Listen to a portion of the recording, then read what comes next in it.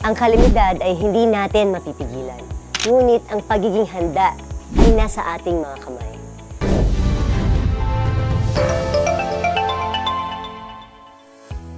Magandang araw po mga ka-BH. Ngayong buwan ng Hulyo, ating ipinagdiriwang ang National Disaster Resilience Month. Isang paalala na ang kahandaan ay hindi lamang responsibilidad ng pamahalaan, kundi ng bawat pamilyang Pilipino. Bilang isang bansang madalas tamaan ng bagyo, lindol, pagbaha at iba pang mga kalamidad, mahalagang maging handa tayo sa lahat ng pagkakataon. Ang kaalaman, tamang paghahanda at pagtutulungan ng komunidad ang ating pinakamabisang sandata sa pagligtas sa buhay at kabuhayan.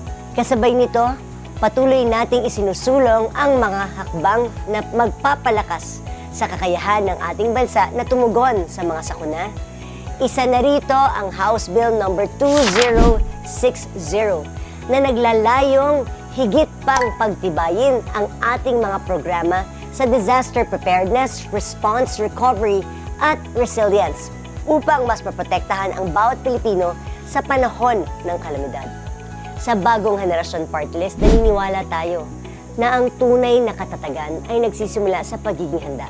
Sama-sama nating palakasin ang ating mga komunidad at itaguyod ang kultura ng kahandaan para sa mas ligtas at matatag na kinabukasan. Maligayang National Disaster Resilience Month sa ating lahat.